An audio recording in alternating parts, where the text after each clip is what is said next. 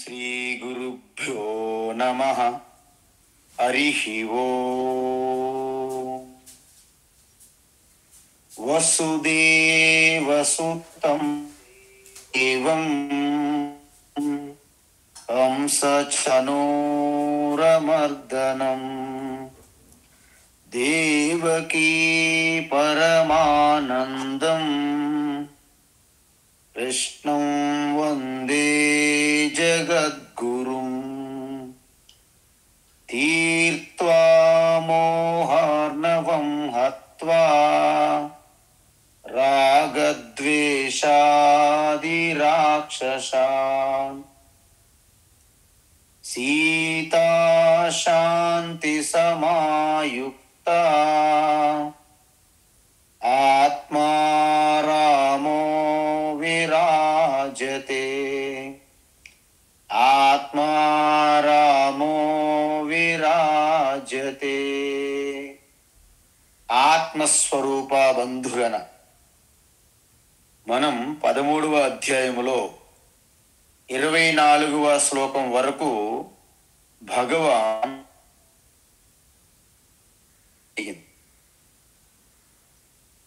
25, 26, 27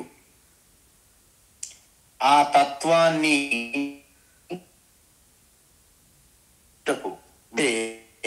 సాధనల గురించి చెప్పారు. సాధన గురించి చెప్పారు. ఇప్పుడు 28 ఆ శ్లోకము నుండి దాని యొక్క ప్రయోజనం, ఫలం చెబుతున్నారన్నమాట. అంటే ఏ విధంగా ఈ సాధన అంటే అన్ని పాదములు, ఈ సృష్టిలో ఉన్న సకల ప్రాణుల యొక్క పాదములు ఈశ్వరునివే. నిజానికి ఆ ఈశ్వరునికి పాదములు ఉండవు. సకల గుణములు ఈశ్వరునివే, నిజానికి నిర్గుణం. ఈ జరుగుతున్న వికారాలన్నీ ఈ ప్రకృతి పురుష సంయోగం వలన జరుగుతుంది. ఇది బ్రహ్మ విద్య, ఆత్మజ్ఞానం అని చెప్పారు. ఇలా చెప్పి ఇప్పుడు దాని వలన కలిగే ప్రయోజనం ఏంటి? ప్రయోజనం అంటే సమం సర్వేషు భూతేషు తిష్టంతం పరమేశ్వరం. ఇక్కడ పరమేశ్వరం అంటే ఆత్మ చైతన్యం. పరమేశ్వరం అంటే ఆత్మ చైతన్యం లేదా పరమాత్మ. ఆ పరమాత్మ ఏంటి? వినశ్యత్సు అంటే నాశనమైపోతున్నటువంటి ఉపాధులు శరీరాల యందు వినశ్యత్సు. అవినశ్యంతం అవినాశితత్వం అంటే ఆ పరమాత్మ నాశనమవుతున్నటువంటి అన్ని ఉపాధులలో కూడా అవినాశతత్వంగా ఉన్నది. చూడండి, మనకి బల్బు, ఫ్యాన్ మనకి ఆ రెక్కలు, ఆ వింగ్స్, ఆ కెపాసిటర్ అవి కనిపిస్తాయి, కానీ ఆ కరెంటు మనకి కనిపించదు. అదేవిధంగా ఈ శరీరము, ఇంద్రియములు, ఈ మనస్సు, ప్రాణ, ఈ శ్వాస ఇవన్నీ మనకు తెలుస్తున్నాయి. వీటన్నింటికి ప్రేరణ అందిస్తున్నటువంటి శుద్ధ చైతన్యం అనేది మనకి కనిపించదు. ఎలా కనిపించదు? ఎందుకు కనిపించదు? అసలు ఇంద్రియం పని చేయాలంటేనే అది వెనక ప్రేరణ కలిగించాలి. మీకు చిన్న ఉదాహరణ ఏంటంటే, ఒక వ్యక్తి రాత్రిపూట నడుస్తునేటప్పుడు ఒక టార్చ్ లైట్ ఇలా వెలిగించుకుంటూ వస్తున్నాడు. అయితే పెద్ద టార్చ్ లైట్ అడిగి అన్నాము, ఇంతకీ ఈ టార్చ్ లైట్లో ఉన్న బ్యాటరీలు ఏ కంపెనీ అన్నాడు. నిప్పు అన్నాడు. కాదు అన్నాం మనం. అదేంటి, నిప్పే కదంటే, అయితే తీసి చూపెట్టు. వెంటనే ఇలాగ బల్బు, ఇలాగ ఆ టార్చ్ లైటు ఇలాగ విప్పి చూపెట్టేటప్పుడు అంతా చీకటి అయిపోయింది. చీకట్లో ఎలా చూపెడతారు? సర్లే, మళ్ళీ ఆ బల్బు దాంట్లో పెట్టి మళ్ళీ స్విచ్, ఆ టార్చ్ లైట్ వెలిగించాడు. వెలుతురు వచ్చింది, కానీ లోపల ఏ బల్బు ఉన్నదో తెలియడం లేదు. చూసారా? బల్బు బయటకు తీస్తే వెలుతురు రాదు. బల్బు లోపలికి పెడితే అది ఏ బల్బు మనకి తెలియదు. ఇప్పుడు సేమ్ ఈ నేత్రములు, చెవులు, ఈ శరీరం అనే ఈ టార్చ్ లైట్లో శుద్ధ చైతన్యం అనే ఆ యొక్క బ్యాటరీ ఉంది. దాని మూలంగానే చూడగలుగుతున్నాము, వినగలుగుతున్నాము. కానీ దాన్ని తెలుసుకోవాలని ప్రయత్నిస్తే ఇక ఇంద్రియములు, మనసు కూడా పని చెయ్యవు. అందువలన మనం చేయాల్సింది ఏంటంటే ప్రయత్నపూర్వకంగా దృశ్య ప్రపంచం పైన బహిర్ముఖం యందు, ప్రకృతి యందు తాదాత్మ్యము, అభిమానం విడిచిపెట్టి అంతర్ముఖంలోకి వెళ్ళేటప్పుడు ఇవి ఒక్కొక్కటి జారిపోతాయి. చివరికి మిగిలి ఉన్నది ఏంటి? శుద్ధ చైతన్యమే. అందువలన కుండ పట్టుకునేటప్పుడు దాన్ని పగలగొట్టి చూర్ణం చేస్తేనే మట్టి అవుతుందా? కుండ పట్టుకొని కూడా మీరు మట్టిగా చూడగలరా? లేదా? కుండ పట్టుకొని కూడా మట్టిగా మనము దర్శించవచ్చు. అంటే సకల మట్టి పాత్రలన్నింటి యందు, సకల మట్టి పాత్రలన్నింటి యందు కేవలము మట్టిని దర్శిస్తారు. ఎవరైతే దర్శిస్తారో అన్ని బంగారు ఆభరణముల యందు కూడా కేవలము బంగారాన్ని ఎవరైతే దర్శిస్తారో అన్ని ప్రాణుల యందు కూడా ఆ అధిష్టానం ఆధారంగా కేవలము శుద్ధ చైతన్యం ఉన్నదని గమనించుటయే సమదర్శనం. అందుకే ఎవరైతే యహ పశ్యతి, ఎవరైతే అలా దర్శిస్తారో సహ వాళ్ళే పశ్యతి, నిజమైన దర్శనం చేస్తున్నట్లు. తరువాత సమం పశ్యన్య సర్వత్ర సమవస్థితమీశ్వరం. ఇక్కడ చూడండి, సమం పశ్యన్ అని ఎందుకన్నారంటే మన ఇంద్రియములు ఎప్పుడు కూడా విషమం అంటే భిన్న భిన్నంగా చూపెడతాయి. మనకి మన ఇంద్రియాలు ఏం చేస్తాయి? భిన్నంగా చూపెట్టడమే వాటి యొక్క స్వభావం. కాబట్టి ఇక్కడ ఏమంటున్నారు? సమం పశ్యన్ హి సర్వత్ర. అందుకే మనము సమం పశ్యన్, మనము 5వ అధ్యాయం చూసాం. ఏంటి? పశ్యన్ శృణ్వన్ స్పృశన్ జిఘ్రన్ అస్నన్ గచ్చన్ స్వపన్ శ్వసన్ ప్రలపన్ విసృజన్ గృహ్ణన్ ఉన్మిషన్ నిమిషన్నపి అని చూసాం. అంటే మనం అన్ని చూస్తున్నప్పుడు, వింటున్నప్పుడు, గ్రహిస్తున్నప్పుడు, విసర్జిస్తున్నప్పుడు ఏం చేస్తున్నా ఈ పైన కాకుండా అన్నింటి యొక్క మూలములో సమంగా ఉన్నటువంటి చేతనాన్ని, చైతన్యాన్ని దర్శించాలి. ఎక్కడ దర్శించాలి? సర్వత్రా, అన్నిట్లోనూ చూస్తారు. ఎవరు? జ్ఞాని. దేన్ని చూస్తారు? సమవస్థితమీశ్వరం. అన్నిటి యందు కూడా ఆ పూసల వెనక ఉన్న దారం ఎలాగైతే సమంగా ఉన్నదో, సకల ప్రాణుల యొక్క ఆధారభూతంగా ఆ ఈశ్వరం అంటే ఇక్కడ ఆత్మ చైతన్యంను, అంటే చూడండి, ఇక్కడ ఈశ్వర అంటే ఏకరూప ఇష్టదైవము కాదు, అనేక రూప ఈశ్వర కూడా కాదు. మరేంటి? శుద్ధ చైతన్యం, క్షేత్రజ్ఞ పురుష. అంటే గుణములు లేని నిర్గుణ బ్రహ్మ, వికారాల చెందిన నిర్వికార పరమాత్మ. దాన్ని చూడాలి. సమవస్థితం అంటే ఏంటి? అధిష్టానంగా, అన్నిటికీ ఆధారంగా ఉన్న ఆ యొక్క శుద్ధ చైతన్యాన్ని ఎవరైతే చూస్తారో అది ఏమవుతుంది? అన్ని సమయాల్లోనూ ఆ శుద్ధ చైతన్యాన్ని చూస్తే మీకు ఈ శరీర ఉపాధులు, మనస్సు, ఇంద్రియాలలో జరుగుతున్న వికారాలకి వారు చెలించరు. ఎందుకు? వారి దర్శనం మూలం. మూలంలో ఎటువంటి వికారాలు ఉండవు. కాబట్టి మరి అతనికి వచ్చినటువంటి ప్రయోజనం ఏమిటి? ఊరికే మనం చూడం కదా, అలా దర్శిస్తే ఏంటి ప్రయోజనము? గొప్ప ప్రయోజనం ఉన్నది. ఏంటది? పరాం గతిం యాతి. పరాం గతిం అంటే ఏంటి అంటే, ఇక నీలో భయం అనేది పోతుంది, మృత్యు భయం పోతుంది. భయములన్నిటికీ తల్లి ఏంటంటే మృత్యు భయం అంటారు. నేను చనిపోతానేమో, అది అల్టిమేట్ భయం. ప్రతి ఒక్కరికి నాకు చావు మీద భయం లేదండి పైకి అంటారు. అది వచ్చినప్పుడు తెలుస్తుంది. Yamadharmaraju when he knocks the door, ఆయన ఎప్పుడైతే డోర్ కొడతారో అప్పుడు తెలుస్తుంది మీకు భయం ఉందా లేదని. కానీ ఎవరైతే ఈ విధంగా సర్వత్ర సమం దర్శనం చేస్తారో వారికి మృత్యు భయం పోతుంది. ఎందుకు? అసలు నాకు మృత్యువే లేదు, లేని మృత్యువు కోసం నేనెందుకు భయపడాలి? మరి మృత్యు దేనికి ఉంది? ఏదైతే జన్మిస్తుందో దానికి మృత్యువు నిశ్చితం. ఈ శరీరం పుట్టింది, ఎవరు ఎప్పుడూ ఆపలేదు దీనికి.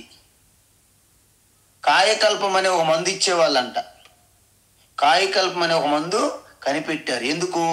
శరీరాన్ని మరణించకుండా ఉంచేందుకు. కొన్ని సంవత్సరాల తర్వాత ఎవరైతే ఆ కాయకల్పక మందు కనిపెట్టారో ఆయనే చనిపోయారంట. చూసారా? అలా ఉంటాయి ఇలాంటి మందులు. కాబట్టి శరీరం అనేది అది ఖచ్చితంగా నాశనం అవుతుంది. కాబట్టి దాన్ని పట్టుకొని నేను ఉంచుతాను అనుకోవడము మన అజ్ఞానము. అయితే ఇక్కడేమంటున్నారు? నహి నా హినస్తస్య ఆత్మానం ఆత్మన ఆత్మానం అంటే అలా దర్శించిన వ్యక్తి తనను తాను చంపుకోరు అని అంటుంది. చూసారా? తనను తాను నహినస్తస్య ఆత్మన ఆత్మానం అంటే తనను తాను చంపుకోరు అంటున్నారు. తనను తాను చంపుకోవడం ఏంటి అంటే, ఇక్కడ శాస్త్రం ఏం చెప్తుందంటే మనకు 2 రకాలుగా ఉంటాయి చంపుకోవడం. ఎలా అంటే,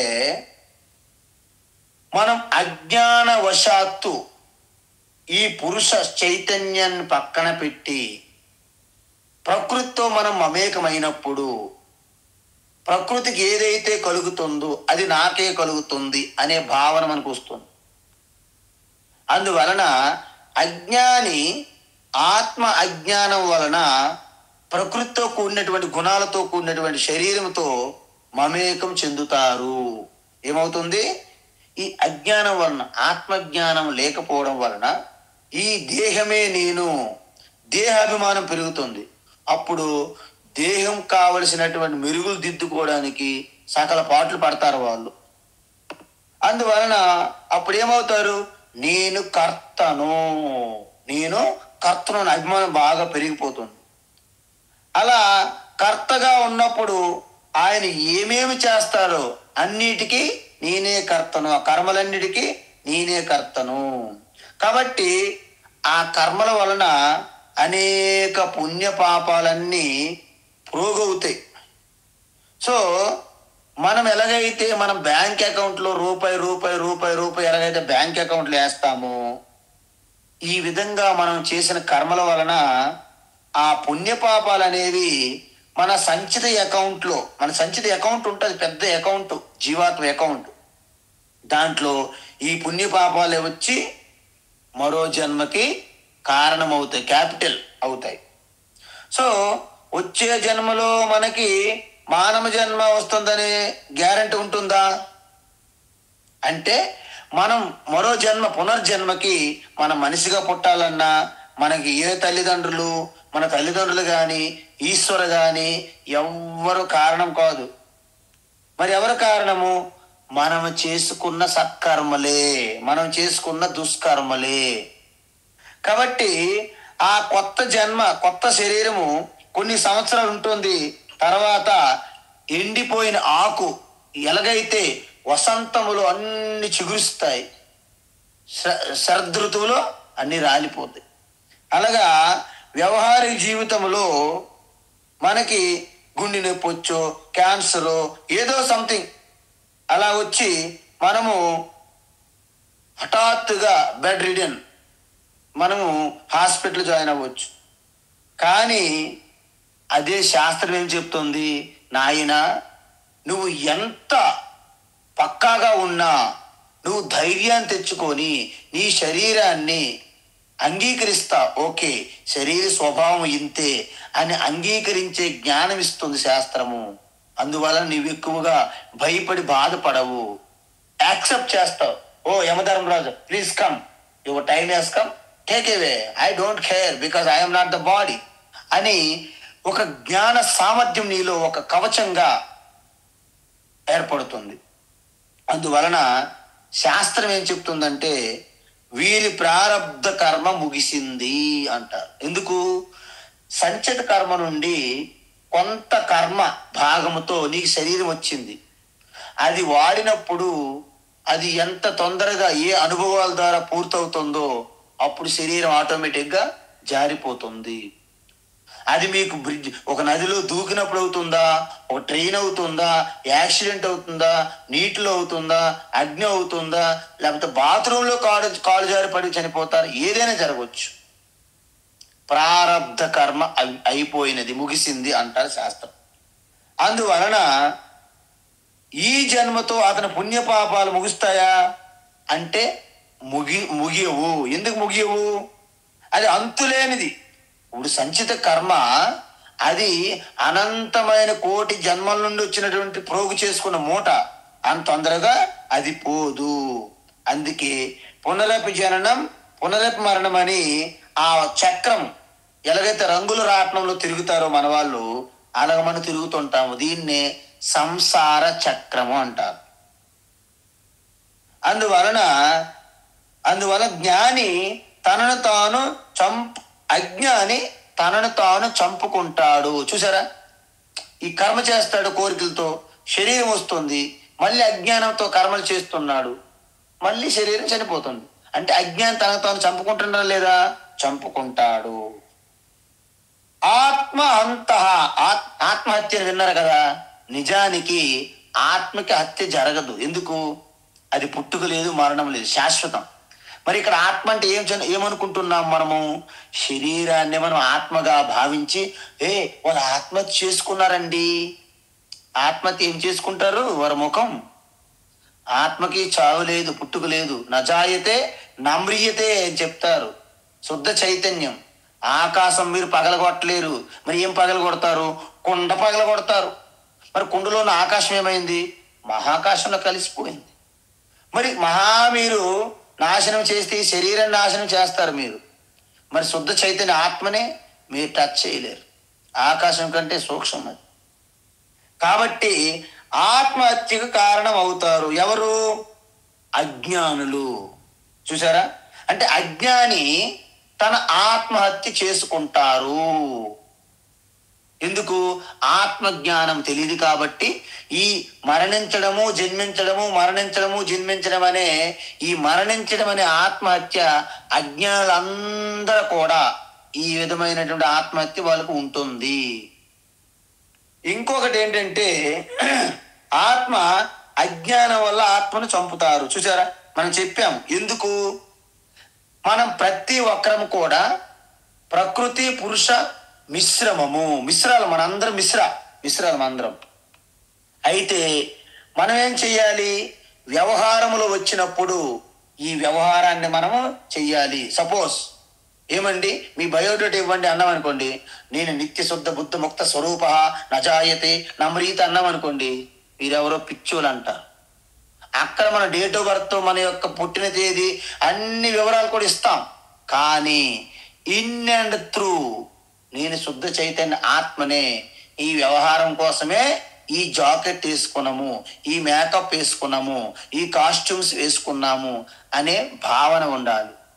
అందుకే మహాత్ములు ఏమి చెప్పారంటే భావాద్వైతం సదా కుర్యాత్ క్రియాద్వైతం న కరిహిచిత్ అద్వైతం త్రిషు లోకేషు నాద్వైతం గురునాశః అన్నారు.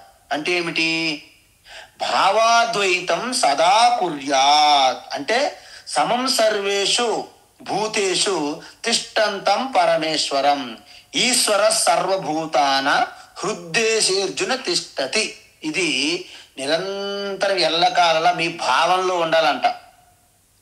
అన్ని ఎలక్ట్రికల్ ఎక్విప్మెంట్లు వెనక కూడా కరెంటే ఉన్నది అనే జ్ఞానం ఎలాగైతే ఉంటుందో, అన్ని కెరటాలు అలలు తరంగాలు అన్నిట్లో కూడా నీరు ఉన్నదని ఎలాగైతే జ్ఞానం ఉంటుందో, అన్ని మట్టి పాత్రలు యందు కూడా మట్టి ఉన్నదని ఎలాంటి జ్ఞానం ఉన్నదో, అన్ని ఆభరణాల యొక్క సారము బంగారం అని ఎలాగైతే మనకు తెలుస్తుందో, ఈ సృష్టిలో ఉన్న సకల ప్రాణుల యొక్క సారము ఆ పరమాత్మ చైతన్యమే అనే జ్ఞానం ఉంచుకొని, భావనలో ఉంచుకొని, వ్యవహారంలో మాత్రము మీరు నేను ఆ పని ఈ పని అన్ని వ్యవహారంలోనే చెయ్యాలి. వ్యవహారంలో అంతా ఒక్కటే అని చెయ్యకూడదు, తప్పు. మీరు కన్ఫ్యూజ్ అయిపోతారు. అక్కడ అన్నము అక్కడ నీరు అన్ని ఒక్కటే, అన్ని ఒక్కటే కాదు అవి. కాబట్టి అమ్మ నాన్న అన్న తమ్ముడు అక్క చెల్లి వదిన భార్య కూతురు అంతా ఒక్కటే, ఆ ఒక్కటి కాదు. వ్యవహారములో అంతా వేరువేరుగా భిన్న భిన్నంగా మనము విచక్షణ జ్ఞానంతో సమయస్ఫూర్తితో చెయ్యాలి. కానీ లోపల మాత్రము ఈ ఆత్మ సమత్వ భావన విడిచిపెట్టకూడదు అని చెప్పారు మహాత్మ.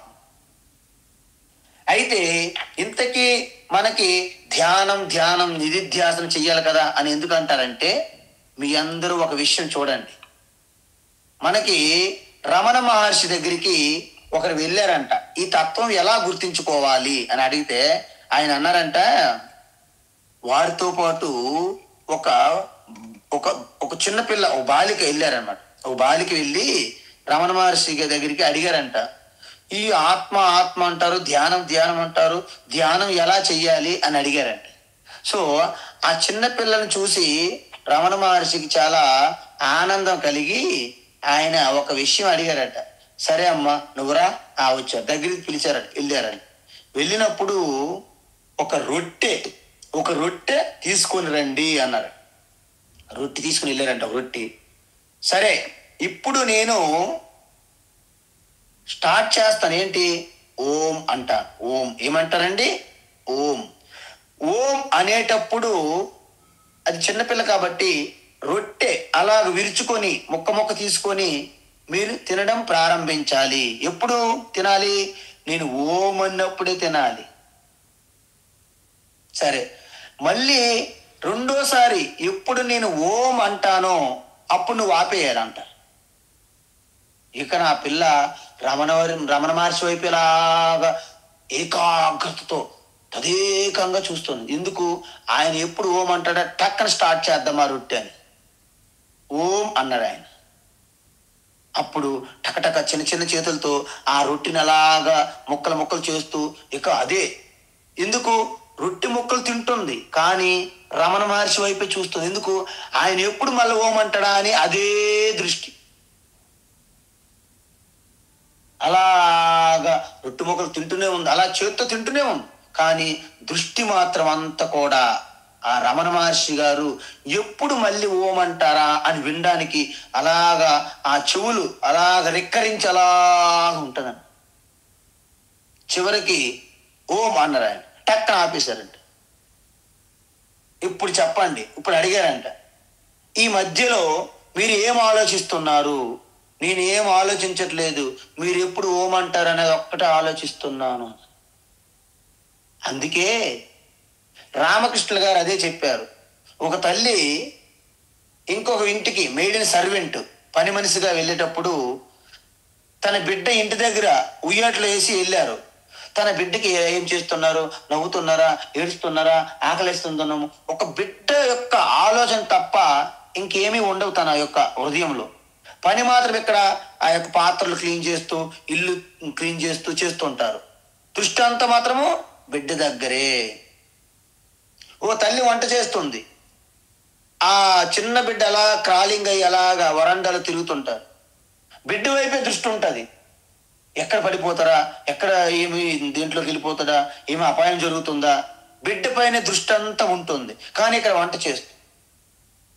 మనము కూడా వ్యవహారములో పనులన్నీ చేస్తున్నప్పటికీ దృష్టి మాత్రము ఆత్మారామో విరాజతే. మీ హృదయములో ఆ యొక్క రమిస్తున్న క్రీడిస్తున్న ఆనందరామ ఆనందరమణ ఆత్మారామ దాని మీద దృష్టి ఉండాలి. అదే ధ్యానం. దాన్ని సహజ సమాధి అంటారు. మీరు వంట వండుతుంటూ కూడా మీరు సహజ సమాధిలో ఉండొచ్చు. మీరు డ్రైవింగ్ చేస్తూ కూడా సహజ సమాధిలో ఉండొచ్చు.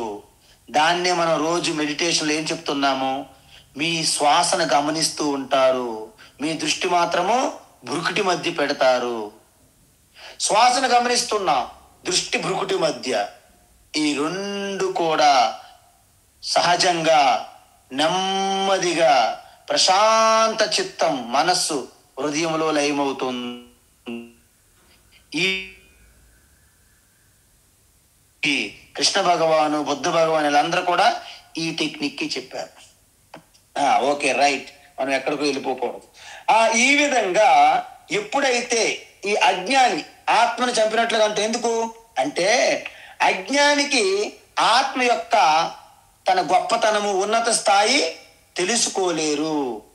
ఎందుకంటే ఇప్పుడు మన ఇంటి భూగర్భంలో బంగారం నిధి దాచిపెట్టారనుకోండి, అది అక్కడ ఉన్నదని మనకు తెలియనప్పుడు మనం కటిక పేదరికములో బ్రతుకుతున్నాం. మనకు ఆ బంగారం ఉన్నా లేనట్టే కదండి.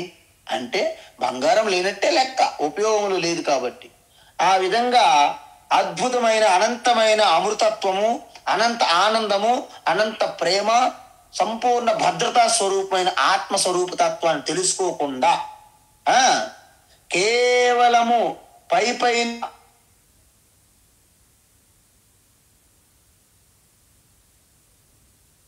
నాటకం వలన నువ్వు నిజమైన ఆత్మని చంపుకున్నట్లే. చూడుతున్నటువంటి ఇక్కడ రెండు ప్రమాదాలు ఉన్నాయి అజ్ఞానికి. ఈ శరీరంతో తాదాత్మ్యం చెందుతూ శరీరం చంపుకుంటున్నాడు, తన ఆత్మ స్వరూప తత్వాన్ని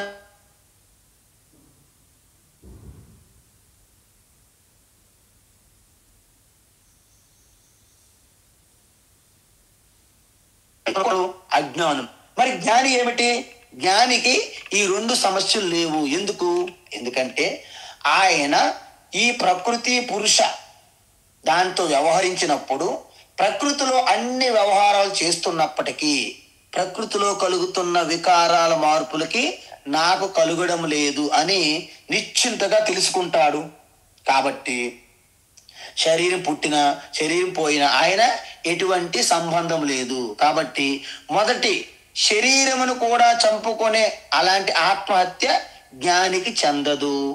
రెండవది ఆత్మస్వరూప తత్వాన్ని నేను అని నిరంతరం అదే భావంలో ఉండడం వలన తన ఆత్మస్వరూపుడు అయిపోతాడు. కాబట్టి నిరంతరము ఆత్మానందాన్ని పొందుతూ శాంతిని, పరమశాంతిని పొందుతూ ఎటువంటి ఆత్మస్వరూపులో ఉండడం వలన తన ఆత్మస్వరూప తత్వాన్ని తెలుసుకోకుండా ఏదైనా కోల్పోయాననే ఆత్మహత్య కూడా ఆయనకి ఉండదు. చూసారా, ఇక్కడ జ్ఞానికి రెండు లాభాలు.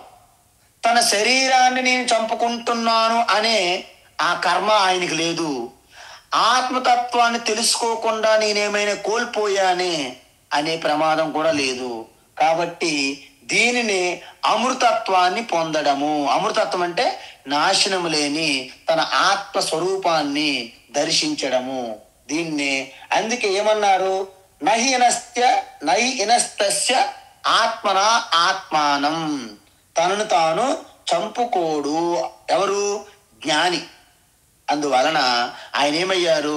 చిదానంద రూప శివప్రాప్తి, శివైక్యం పొందుతారు అంటారన్నమాట. దీన్ని అమృతత్వ ప్రాప్తి. రెండు లాభాలు చూసాం. ఏంటి? 28వ శ్లోకములో సర్వత్ర సమదర్శనం. 28లో ఏం చూసాము? సర్వత్ర సమదర్శనము.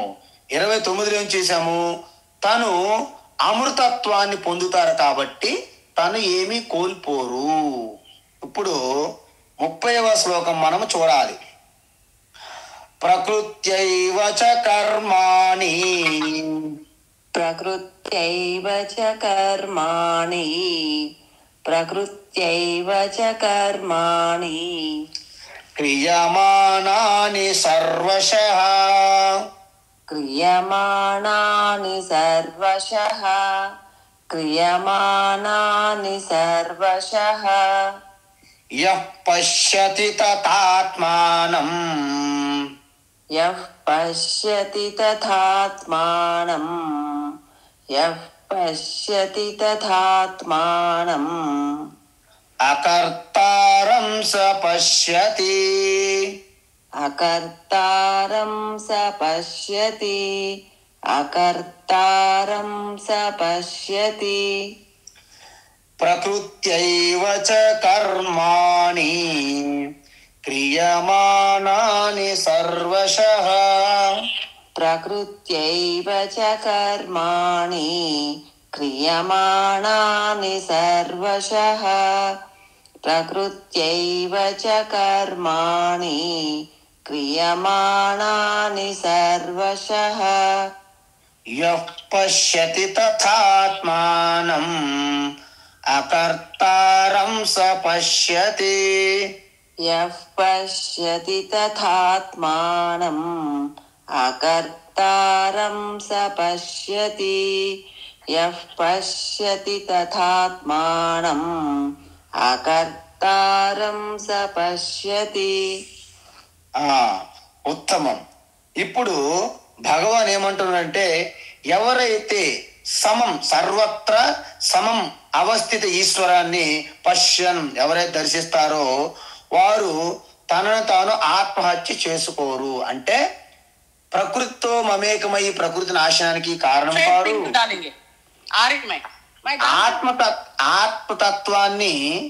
ఆత్మతత్వాన్ని తెలుసుకోకుండా ఆత్మస్వరూప యొక్క ప్రయోజనాన్ని కోల్పోరు కాబట్టి ఆత్మహత్య చేసుకోరు అని చెప్పారు. అయితే వాళ్ళు ఏం పొందారు? యాతి పరాంగతిం, అంటే ఆ పరమ అమృతత్వాన్నే పొందుతారు అని ముందు శ్లోకంలో చూశాం. మరి ఇక్కడ ఏమంటున్నారు? ప్రకృతి ఏవ చ కర్మాని క్రియమాణాని సర్వశః. చూసారా, మనము 4వ అధ్యాయంలో దీని గురించి చాలా స్పష్టంగా చెప్పాం. ఏంటి? జ్ఞాని ఆత్మగా తను ఏ కర్మలు చేయడం లేదని తెలుసుకుంటారు. మీరు జ్ఞానులు, మీకు ఏమర్థమవుతుంది చివరికి? నేను ఏ కర్మలు చేయడం లేదు అంటే నేను కర్తను కాదా? ఎస్, మీరు కర్త కానే కాదు. మరి కర్మలన్నీ ఎవరు చేస్తున్నారు అంటే, జ్ఞాని తనను తాను అకర్తగా తెలుసుకుంటే అతని సంసారం నుంచి బయట పడిపోయాడు వెంటనే. ఎందుకంటే కర్తృత్వ భావన అన్ని సమస్యలకు మూల కారణము. మీరు ఏదైనా సరే ఒక ఫంక్షన్కి వెళ్ళండి, మీరు గెస్ట్గా వెళ్తే మీ అంత సంతోషము తృప్తి ఎవరికి ఉండదు. అదే కార్యక్రమాన్ని మీరు ఆర్గనైజ్ చేయండి. నేను చేస్తున్నాను, నేను అనే ఒక లేబుల్ వేసుకోండి. జస్ట్ ఒక లేబుల్ నేను చేస్తున్నాను ఒక్క లేబుల్ గనక మీరు వేసుకున్నట్లయితే వెంటనే మీకు మొత్తం భారం అంతా మీ తల మీద వచ్చి పడుతుంది. అంటే ఎన్ని సమస్యలండి. వచ్చిన వాళ్ళందరూ మిమ్మల్ని ఎక్స్పెక్ట్ చేస్తారు. మమ్మల్ని బాగా రిసీవ్ చేసుకోలేదు, మమ్మల్ని పట్టించుకోలేదు, మేము అక్కడ ఉన్నాము, మమ్మల్ని పిలవలేదు, అన్ని మీ మీదే సమస్యలు నిందలు పడతాయి. ఎందుకు? మీరు కర్తగా ఉన్నారు అక్కడ.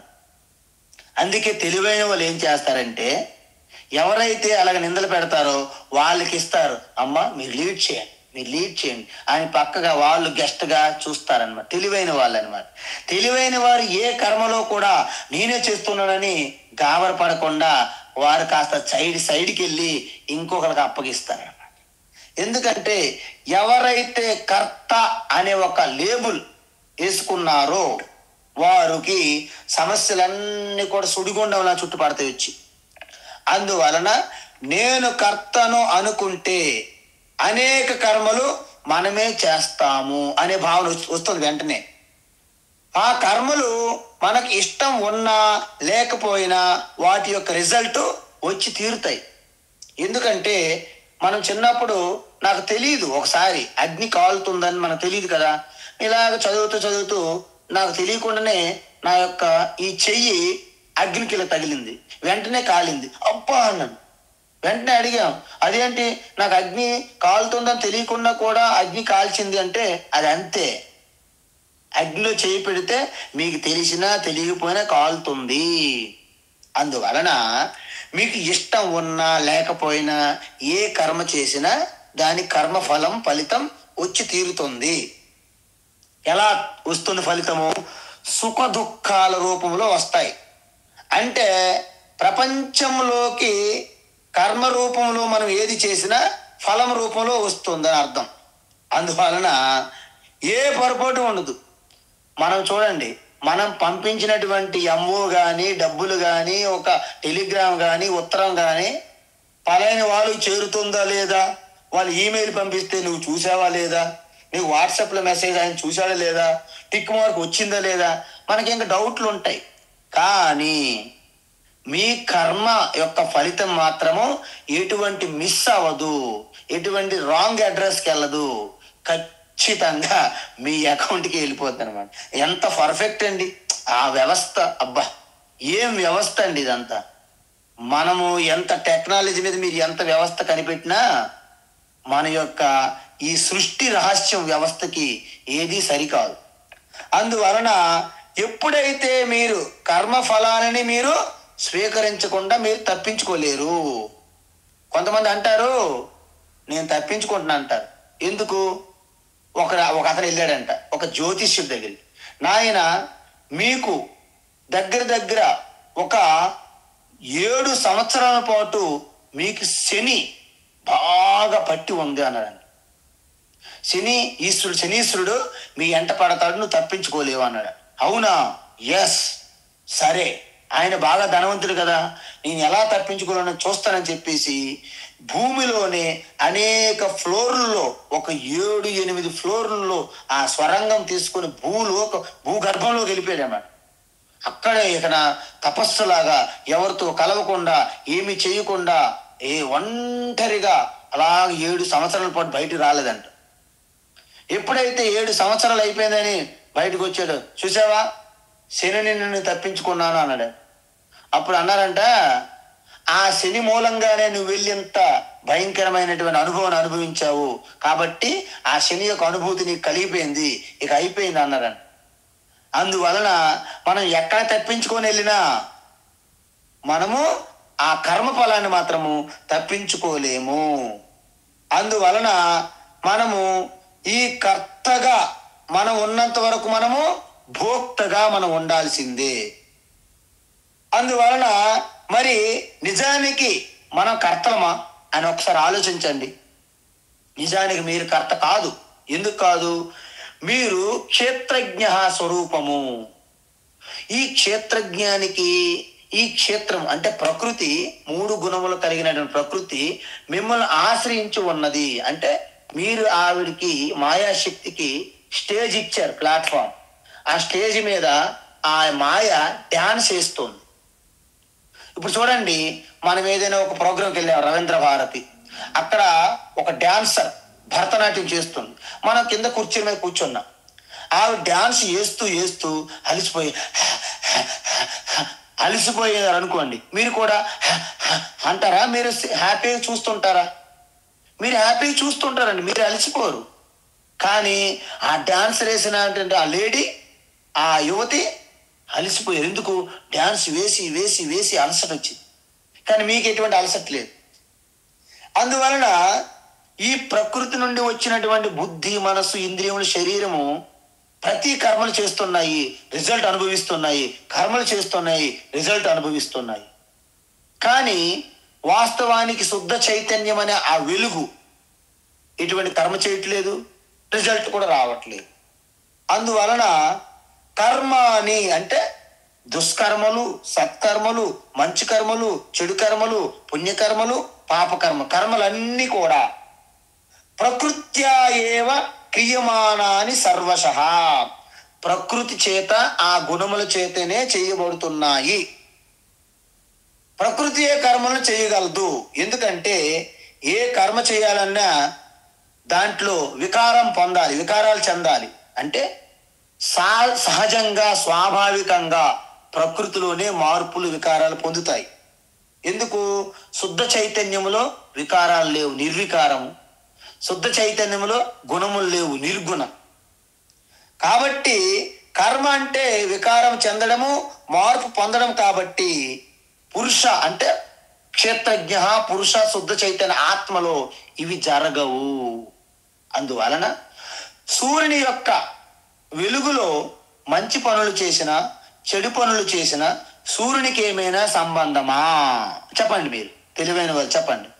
మీరు మంచి పనులు చేసినా, చెడు పనులు చేసినా ఆ సూర్యప్రకాశంలో సూర్యునికి ఎలాగైతే సంబంధం లేదో. కొంతమంది నేను వినేవాడిని, పౌర్ణమి రోజున చంద్రుని యొక్క ప్రకాశము అందరూ ఆహ్వానిస్తారు. అబ్బా ఎంత బాగుందో, ఎంత అద్భుతంగా ఉందో. కానీ కొంతమంది దాన్ని కూడా తిట్టుకుంటారట. ఎవరు? దొంగలు. దొంగలకి ఆ చంద్రుని యొక్క ప్రకాశం ఇష్టం లేదు. ఎందుకు? ఆయన చీకటి ఉంటే ఆయన పని ఆయన చేసుకుంటాడు ఏదో. అలాగ అనేటట్లు అక్కడ మంచి అయినా చెడు అయినా చంద్రునికి ఏం సంబంధం? మంచి పనులు చేసినా చెడు పనులు చేసినా సూర్యునికి ఏం సంబంధం? మీ శరీరము, ఇంద్రియములు, మనసు, బుద్ధి మంచి పనులు చేసినా చెడు పనులు చేసినా ఆత్మకి అంటావు. కాబట్టి నిజానికి ఆత్మ ఏమీ చేయడం లేదు. ఆత్మ సమక్షంలోనే ఈ ప్రకృతి చేస్తుంది. కాబట్టి ఈ సత్యాన్ని మీరు తెలుసుకుంటే ఏమవుతుంది? మీరు అకర్త, ఆత్మానం అకర్తారం సపశ్యతి. ఎవరైతే నేనేమీ చేయడం లేదు, అన్ని కూడా ప్రకృతిలో జరుగుతున్నాయి. ఇంతకుముందు మనం చూసాం, గుణా గుణేషు వర్తంతే ఇతి మత్వా న సజ్జతే. చూసారా? అంటే ఎప్పుడైతే మీరు ఈ శరీరములో, మనస్సు, బుద్ధిలో ఉన్నటువంటి ఈ 3 గుణములు, బయట ప్రపంచమంతా కూడా 3 గుణముల యొక్క సముదాయమే. కాబట్టి ఈ గుణాలు ఆ గుణములతో రాసుకొని పూసుకున్నాయి తప్ప నేను ఎటువంటి అంటడం లేదు, నాకు ఎటువంటి వికారం లేదు అని ఎవరైతే తెలుసుకుంటారో వారు కర్త కారు. తత్వవిత్తు మహాబాహో గుణకర్మ విభాగయో గుణా గుణేషు వర్తంతే ఇతి మత్వా న సజ్జతే. మనము కర్మయోగంలో చూసాం ఈ శ్లోకం. అందువలన ప్రకృతి ఏవచ కర్మాని, సర్వకర్మాని ప్రకృతి మాత్రమే చేస్తుంది. ఏంట కర్మాని? క్రియమానాని సర్వసహ. అన్ని కర్మలు ప్రకృతిలో జరుగుతున్నాయి. పైపెచ్చుకి నా సమక్షంలో జరుగుతున్నాయి. ఎందుకు? నేను దానికి చైతన్యాన్ని అప్పివ్వకపోతే ఆ ప్రకృతి జడము, అది ఏమీ చెయ్యలేదు. నేను దానికి సహాయం చేశాను, ఓకే, నా వెలుగులో వెలుగు, ఒక వెలుగు అంటారు. కొంతమంది బ్రదరిన్లా కానీ లేకపోతే ఈ రాజకీయంలో మీరు చూస్తుంటారు, అల్లుడు ఇలాంటి వస్తుంటారు. ఒక్కసారి మనం వారికి అవకాశం ఇస్తాం, నాయన నీ పని నువ్వు చేయన్నాం అనుకో, వాళ్ళు రెచ్చిపోయి మీ అధికారాన్ని వాడుకొని అడ్డంగా వాడుకుంటారు. ఆ విధంగా సక్రమంగా వాడుకుంటే పర్వాలేదు, కానీ అక్రమంగా వెళ్తే అవినీతిలో కూరుకుపోయి జైలు పాలవుతారు. ఎలాగైతే అవుతున్నారో ఈ ప్రకృతి కూడా మనం చైతన్యం, మనము తనకి స్థానం ఇచ్చాము. మన స్థానాన్ని తీసుకొని ప్రకృతి క్రీడలు, నాటకము, డ్రామాలు ఆడుతుంది. కానీ వాటితో మనము మమేకం కాకూడదు. అందువలన ఎప్పుడు కూడా ఏంటి, నేనెప్పుడు కూడా అకర్తను, అభోక్తనని తెలియాలి. కానీ కొంతమంది ఏం చేస్తారు, అజ్ఞానులు దీన్ని అడ్డంగా వాడుకోవడానికి ప్రయత్నిస్తారు. ఒక వ్యక్తి ఒకరిని హత్య చేసి కోర్టులో ప్రవేశపెట్టారు. ఆయన ఏమన్నాడంటే, భగవద్గీతలో శ్రీకృష్ణుడు చెప్పాడు నేను అకర్తను అన్నాడు అనమాట. ఎందుకు? నేను ఎవరిని ఏమి చెయ్యలేను, నేను అకర్తను, ఈ ప్రకృతి ద్వారా ఏదైనా జరిగింది దానికి నేను ఎలా కారణం అవుతాను అన్నారంట. అప్పుడు జడ్జి అన్నారు, అవును నువ్వు చెప్పింది కరెక్టే, నువ్వు అకర్తవే, కానీ ప్రకృతిగా చేసింది కాబట్టి మేము పనిష్మెంట్, శిక్ష కూడా ప్రకృతికి వేస్తున్నాము, నీకు వేయట్లేదు అన్నాడంట జడ్జి. అందువలన ఏ ప్రకృతి ద్వారా అయితే హత్య జరిగిందో అదే ప్రకృతి మేము శిక్షిస్తున్నాం తప్ప ఆత్మ మేమెక్కడ శిక్షించగలము నాయన అని జడ్జి అన్నాడంట.